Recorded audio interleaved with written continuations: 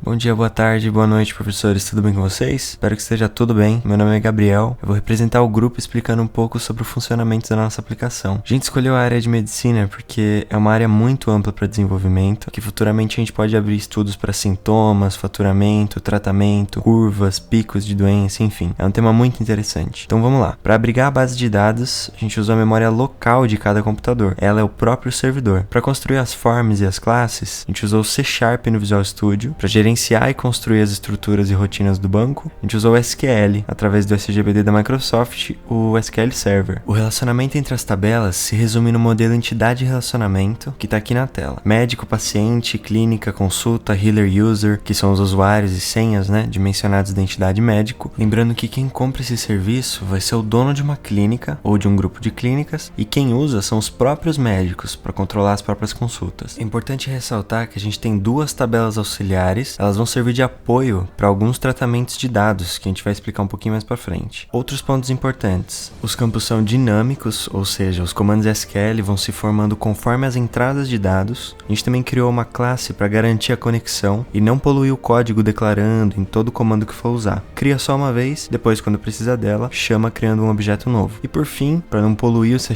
com códigos de SQL e vice-versa, e também para organizar melhor, os comandos foram resumidos. A gente criou procedimentos armazenados dentro do SQL e, quando necessário, o C# só chama o procedimento e os parâmetros com os dados que o usuário digitou. Dessa forma, o código fica mais limpo, fácil de entender e de dar manutenção. Então bora fazer funcionar. Clicando no arquivo executável, vai aparecer uma janela com caixas de texto para entrar com usuário e senha. Se você digita um usuário que não existe na base, ele reconhece.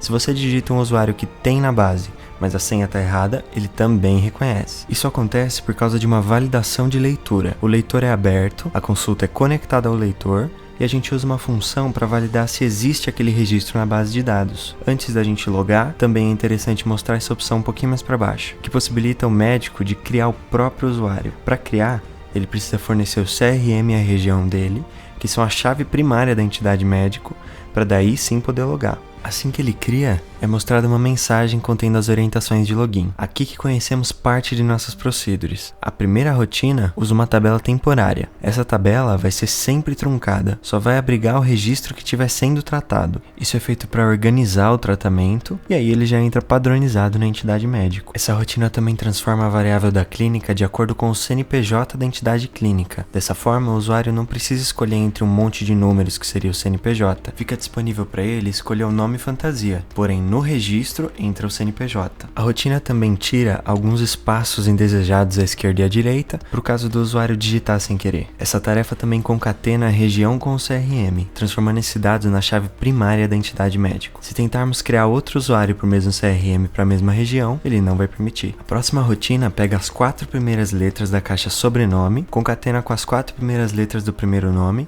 e deixa tudo minúsculo.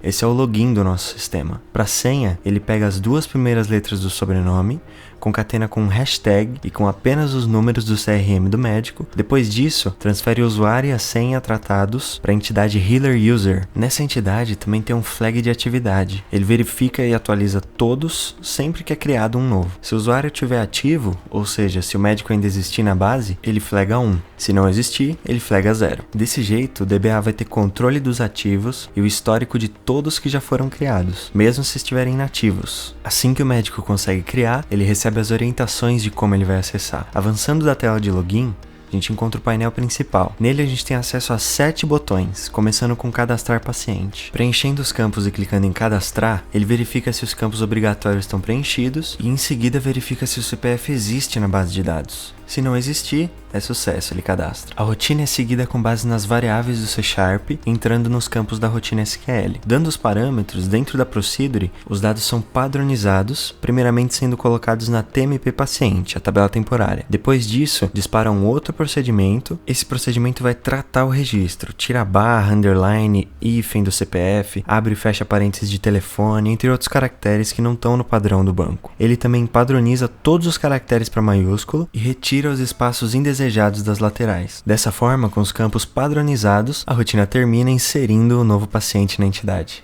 No botão consultar paciente, a gente tem o nosso data grid. Ele é construído baseado no resultado dessa rotina. É bem simples, ele retorna os dados do paciente que derem match com o CPF buscado. É legal saber que a gente tem um ID paciente e um default de data de cadastro do paciente. Isso fica armazenado internamente para controle no banco. Não retorna quando o usuário busca pelo paciente. No botão de criação de novas consultas, também acontece a mesma validação se o CPF existe na base, se o campo data, horário e observação estão preenchidos e se tudo passar por esse filtro, a rotina que insere novas consultas é acionada. Da mesma forma, usando como parâmetros os dados que o médico digitou, levando o campo de CRM da entidade médico, o CPF da entidade paciente e a hora e data digitados pelo usuário. Só uma observação, para conseguir o dado de usuário logado do médico, foi criado um construtor na classe controle médico. Assim que o componente inicia, ele recebe a variável da caixa de texto que o médico usou para logar, ou seja, o usuário. Dessa forma, o match é feito entre o login e a entidade médico para poder pegar o CRM do usuário que está logado e criar a chave da entidade consulta. Outro botão simples é o atualizar campo observação. Ele valida se aquele dado de consulta, CPF, data e horário existem na base. E importante, a cláusula where trava para que nenhum médico consiga enxergar e nem alterar o campo de consulta de outro médico. Ele só enxerga as consultas que são dele mesmo. Enfim, se o CPF, data e horário existirem, assim que clica em buscar, ele traz o campo observação atual daquele registro. Caso precise manter algo, ele pode copiar e colar, ou se precisar alterar tudo, ele apenas digita as novas observações e clica em atualizar. Atualizando, essa rotina é acionada, dando update no campo que o médico desejou alterar. O botão desmarcar consulta também é simples. Ele faz as mesmas validações, testes de existência, enfim, que o campo de atualização também faz. Porém,